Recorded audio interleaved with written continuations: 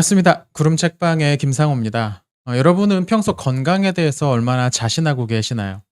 여기서 자신한다라는 게 나는 완전 건강해서 뭐 아무런 걱정이 없어 뭐 꼭 그런 게 아니라고 하더라도 그냥 평소에 스스로 건강에 대해서 따로 걱정이나 뭐 염려하지 않는 걸 말하기도 합니다. 아마 이 영상을 보시는 대부분의 분들이 그렇게 생각하시지 않을까 싶은데요. 사실 이 건강이란 이슈는 보통 사람들은 평소에 잘 생각하지 않는 부분입니다. 내가 무슨 큰 병에 걸릴 거라고 의식하면서 살지는 않으니까요. 건강검진을 받거나 뭐 갑자기 어디 통증이 생기거나 했을 때나 좀 걱정을 하지 보통 땐 그러지 않을 겁니다. 네, 오늘 소개해 드릴 이 책의 저자도 아마 마찬가지였던 것 같습니다. 하지만 어느 날 병원에 갔을 때 아주 충격적인 소식을 듣죠. 위암 4기라는 이야기였습니다. 여러분이 그런 상황이라면 어떤 느낌이 드셨을까요? 오늘 여러분에게 소개해 드릴 책은 바로 이 책 사기병이라는 책입니다. 제목이 좀 독특하죠? 사기병이라. 제가 처음 봤을 때는 '이게 무슨 소린가.'라고 살짝 고민을 했습니다. 병은 병인데 사람의 사기를 꺾는, 그러니까 기운을 잃게 만드는 그런 병이란 뜻인가 했었는데요. 사실 저자는 조금 다른 의미로 이 단어를 만들었던 것 같습니다. 마치 사기를 당한 것처럼 너무 갑작스럽고 전혀 예상하지 못했던 그런 병이라는 거죠.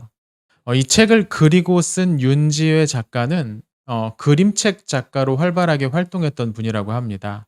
여러 권의 책들도 내셨고요. 근데 앞서서 말씀드린 것처럼 어느 날 갑자기 위암 4기 진단을 받게 된 거죠. 이 4기라면 의학적으로는 완전히 할 수 있는 게 그렇게 많지 않은 그런 단계입니다. 가능한 병의 그 진행을 최대한 늦추면서 기대 수명을 늘려가는 뭐 그런 조치만 가능한 상태이기도 하고요. 여기에는 꼬박 1년 동안의 그 수술과 그 이후 항암 치료를 해온 그 작가의 투병기가 실려 있습니다. 진단 초기부터 항암 치료를 해 나가는 그 과정들, 또 몸 컨디션이 조금 나아졌을 때 느낀 기쁨과 감사, 뭐 이런 것들이 차분하게 정리되어 있습니다. 작가가 가장 잘하는 게 이 그림 그리는 거잖아요, 그림책 작가니까. 그래서 이 책은 그림이 주가 되는 만화 형태로 되어 있습니다. 그래서 읽어 나가는 건 그렇게 어렵지가 않아요. 다만 이 내용이 내용이다 보니까 조금은 무거운 마음으로 책장을 넘기게 되죠. 이 책의 초반에는 암 진단을 받고 나서 그 마음, 그 생각이 표현되어 있습니다. 검사 후에 가장 빠른 수술 날짜를 잡고 진료실에서 나오던 작가는 눈물이 터져 나왔다고 말합니다. 병원 복도에 주저앉아서 그냥 엉엉 울었다고 하죠. 병원이라는 공간이 사람을 참 무력하게 만들곤 합니다. 기본적으로 의학과 관련된 그 정보의 비대칭성 때문에 환자의 경우에 대부분의 그냥 일방적으로 이야기를 듣고 들은 이야기를 수용하는, 순응하는 수밖에 없죠. 처치 과정에서 할 수 있는 일도 별로 없고 그냥 시키는 대로 하는 것뿐입니다. 의사가 하는 이야기에 대해서 아니 그렇지 않아요." 라고 대답할 수도 없죠, 대부분의 환자들의 경우는. 그러니까 이런 극심한 무력함에 빠질 때 나올 수 있는 대표적인 반응이 아마도 슬픔인 것 같기도 합니다. 이 몸과 관련해서 평소 우리는 절대적인 주도권을 가지고 있다고 생각을 하죠. 하지만 실은 우리가 할 수 있는 건 별로 없습니다. 물론 어느 정도 도움이 될 수 있는 일들, 뭐 예를 들면 운동을 하거나 뭐 그런 건 할 수 있겠지만 운동 열심히 하는 분들이 모두 건강한 것도 아니고 그 반대의 경우도 마찬가지죠. 그런데 우리는 이 사실을 무슨 큰 병에 걸리고 나서야 깨닫습니다. 또 두려움도 하나의 대표적인 반응이죠. 강한 정보의 비대칭성 때문에 생기는 무력함은 자연스럽게 우리를 미지의 상태와 대면하게 만듭니다. 우리가 잘 알지 못하는 미래, 이제까지 완전히 내 거라고 생각했던 이 몸이 사실은 그렇지 않구나. 뭐 내 몸이 좀 이질감 같은 것들이 들기도 하고요. 이럴 때 우리는 본능적으로 두려움이 생깁니다. 수술방에 들어가기 직전에 이 작가의 심정을 그리고 있는 한 에피소드에는 "무섭다."라는 제목이 붙여 있는데요. 정말 그렇죠. 아마 전신 마취를 하고 수술방에 들어가 보신 경험이 있다면 이게 어떤 의미인지 잘 아실 겁니다. 그 차가운 공기의 수술방에 수술이 시작될 때까지 그 기다릴 때 얼마나 불안한지, 온갖 생각들이 우리의 머리를 잔뜩 채우잖아요.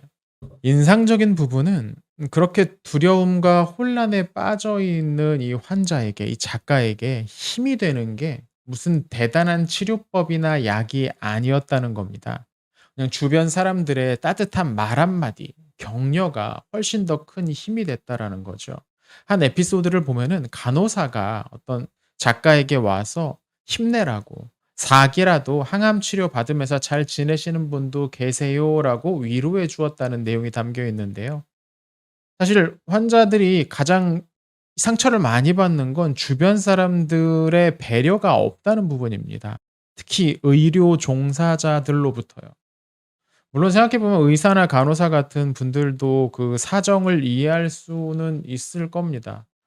이분들이 만나는 게 매일 어딘가 아픈 사람들을 만나게 되잖아요. 그리고 그 사람들과 이야기하고 적절한 처방, 처치를 한다는 게 이게 쉬운 일은 아닐 겁니다. 아주 기운이 빠지는 일이죠. 우리도 어디 그냥 누구 좀 슬퍼하고 괴로워하는 사람 잠깐 이야기하는 것만도 내 기운이 빠지곤 하는데요. 근데 이분들도 무력감이 들 때가 많이 있을 겁니다. 근데 그 때문인지 종종 이분들이 환자나 그 가족들에게 너무 사무적으로만 대한다는 느낌이 들 때가 적지 않습니다. 무슨 오버스러운 감정 표현을 해 달라는 게 아니잖아요. 그냥 어쨌든 지금 그분들이 마주하고 있는 분들은 자기의 우주가 흔들리고 있는 상황에 처해 있습니다. 그러니까 쪼금 더 공감해 주는 모습만 있어도 좋을 텐데 그렇지 못한 경우도 적지 않은 것 같습니다. 한 에피소드에서 작가는 남편분에게 제일 친절한 항암 치료 담당 교수를 알아봐 달라고 말합니다. 그리고 그 에피소드의 말미에는 뭐라고 적혀 있냐면 "더 이상 상처받고 싶지 않았다."라는 문구가 쓰여 있어요. 마음이 많이 아팠던 그런 문장이었습니다. 그리고 아마 그렇게 새로 찾은 그 친절한 의사분 담당의를 만났을 때 이야기인 것 같은데요. 쪼끔 뒤에 가면 그 내용이 또 실려 있는데 그 여교수가 이 작가에게 말하기를 "아기는 나중에 가져요."라고 이야기를 해요. 그러면서 "아직 젊은데 다 낳고 가지면 됩니다."라고 말해 주는 거죠. 이 말이 정말로 이 환자가 다 나을 수 있다고 믿어서 했던 말인지는 모르겠습니다. 하지만 의사에게 그 말을 들었을 때 이 말기암 환자인 작가의 마음에 얼마나 큰 위안이 들었는지 뭐 짐작할 수 있을 것 같아요. 그 에피소드의 마지막 컷은 치료를 받기 시작하면서 긍정적인 말은 처음 들었다고 미소 짓는 작가의 얼굴로 채워져 있죠. 이 작가가 암에 걸렸다는 걸 알고서 주변에서 여러 그 말들을 하는 이야기들도 있는데요. 태반은 이 작가의 사정에 충분히 공감하지 못하는 그냥 일반적인 내용들이었다고 합니다. 근데 사실 그렇죠. 우리는 나 말고 다른 사람이 겪는 고통을 직접 나누어서 경험할 수가 없습니다. 뭐 마음은 쓸 수 있겠지만 직접 그 고통을 나눌 수는 없으니까요. 우리가 겪는 고통은 오직 나의 고통일 뿐인 거죠. 다른 사람의 고통은 내 경우에 미루어서 짐작하는 수밖에 없습니다. 그런데 작가는 무슨 말이라도 자신에게 자신이 답을 해 주지 못하더라도 끊임없이 꾸준하게 보내주는 그 문자 메시지가 제일 좋았다라고 쓰고 있습니다. 너무 힘들면 뭐라고 대답도 하기 어려울 때가 있잖아요. 그럴 땐 무슨 대답을 하지 않더라도 꾸준하게 관심을 가져주는 것.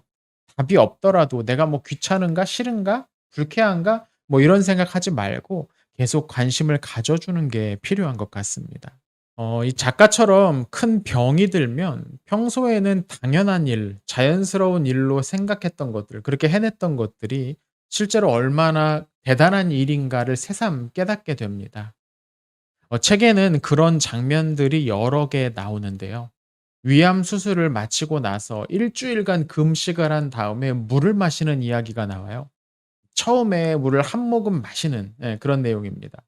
물을 50ml를 20분 동안 천천히 마시고 50ml를요.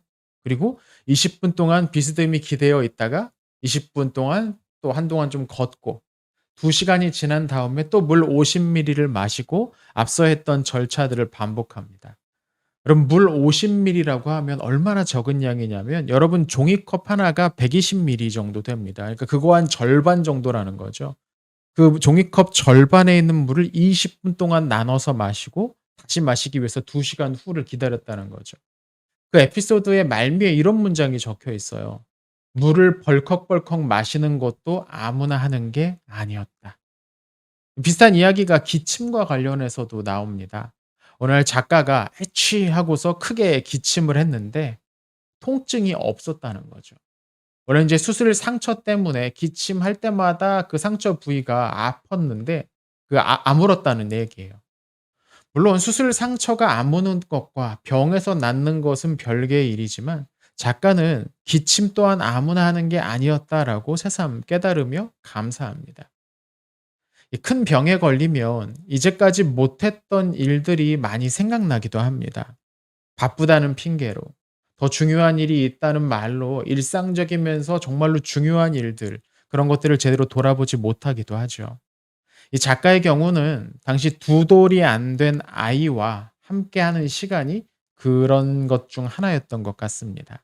한 에피소드에는 "소중한 시간이 영원할 거라고 알았다. 생각했다. 나는 왜 진작 몰랐을까?"라는 문구와 함께 이 작가가 아이를 안아주는 그림이 그려져 있는데요.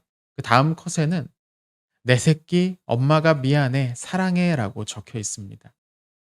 또 다른 이야기에서는 내년에도 장미꽃을 볼 수 있을지, 또 푸른 하늘을 볼 수 있을지 같은 어떤 염려를 하는 모습이 그려져 있기도 합니다.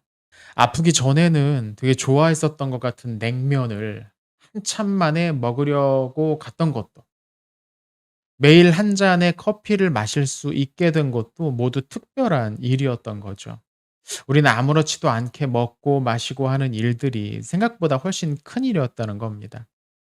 한편으로 작가는 자신이 이런 큰 병에 걸려서 아팠기 때문에 할 수 있는 일도 있었다라고 말합니다. 그중 하나가 뭐냐면 오랫동안 만나지 못했던 대학 시절 친구를 다시 만난 건데요. 여러 명의 친구들에게 "아 누구 연락처 아니?" 하면서 연락처를 물어서 10년 만에 통화를 하게 되고 마침내 다시 만나서 이야기를 합니다. 네, 오랜만에 만났는데 마치 10년 전과 특별히 달라진 것 없다면서 서로를 반가이 맞이하는 두 사람 그림 위에 작가는 이런 문구를 적어 둡니다. "아프면 용기가 생기는지 그 덕에 소중한 친구를 찾아 다행이다." 사실 아프기 전에 평소에도 우린 만날 수 있었는데요. 그 일이 그렇게 중요했다면 우린 평소에 조금 더 주변에 관심을 갖고 찾아보는 것도 필요하지 않을까 싶네요. 사실 이 투병 일기라는 게 즐겁게 읽히지는 않습니다. 마음이 아픈 장면도 뭐 여러 개 있고요. 또 본인이나 가족 중에 비슷한 일을 겪었던 상황이라면 더더욱 이 책의 내용을 그냥 막 읽어 나가기가 쉽지 않을 것 같습니다. 그런데 여기에 실려 있는 이야기들이 꼭 그렇게 무겁고 슬프고 안타깝기만 한 건 아닙니다. 이 동화 작가, 그림책 작가인 경력이 있어서인지 삶을 바라보는 따뜻한 시선들이 자주 보이고요. 또 일부에는 개그적인 요소도 넣고 있습니다. 무엇보다 작가는 명랑해지려고 애쓰고 있습니다. 한편으로는 그게 또 짠하기도 한데요. 그 덕분에 계속 책장을 넘길 수 있는 것 같기도 해요. 우리는 우리가 어떻게 해줄 수 없는 불행을 불편해합니다. 만약 그런 게 없이 계속 그냥 저자의 괴로움 뭐 이런 것들만 부각됐다면 동정심이 있고 없고 뭐 그런 것과는 상관없이 계속 이야기를 읽어 나가는 게 힘들었을지도 모르겠습니다. 뭐 일본군 성노예 뭐 그런 사건을 그린 영화들을 끝까지 보기 힘든 것처럼 말이죠. 하지만 이 책은 그렇지 않습니다. 그래서 충분히 끝까지 볼 수가 있습니다. 가끔은 작가를 따라서 같이 웃으면서 또 작가가 유도한 유머를 즐기면서 말이죠. 물론 계속 작가의 마음에 그 아픔에 공감을 하면서 읽어 나가는 게 좀 더 자연스럽겠지만요. 이 책을 보면서 친절이라는 주제가 계속 떠올랐습니다. 암 진단을 받고 그가 만나는 사람들이 친절하게 해 주는 말 한마디가 얼마나 큰 위로와 격려가 되었는지 작가는 반복해서 말합니다. 사실 누군가를 친절하게 대하는 일, 뭐 친절하게 대한다는 게 그다지 많은 비용이 드는 일도 아닙니다. 그냥 미소와 함께 상대가 안심할 수 있도록 부드럽게 때로는 조금은 돌려서 이야기하면 되는 것. 그게 친절하게 되는 거죠. 근데 그 값싼 선물조차 하기 싫어하는 사람들이 요새는 참 많은 것 같아요. 자기는 원래 그런 성격 아니다. 뭐 이런 가짜는 이유를 대면서 퉁명스럽게 자기의 위치를 과시하지 못해서 안다라는 거죠. 왜냐면 보통 불칠전한 사람은 높은 사람이거든요. 함부로 대해도 되는 사람. 그냥 우리 좀 친절해졌으면 좋겠습니다. 자, 오늘은 윤지회 작가의 사기병이라는 책을 여러분에게 소개해 드렸습니다. 여러분도 꼭 한번 읽어 보시면 좋을 것 같아요. 내가 이런 상황이 아니라도 우리 주변에 있는 상황 사람들, 그 사람들을 조금 더 이해하고 조금 더 친절해지는데 도움이 되지 않을까 싶기도 하고요. 자, 오늘 영상은 여기서 마치겠습니다. 다음 시간에 또 좋은 책 소개하는 영상으로 찾아오겠습니다. 시청해 주셔서 감사합니다.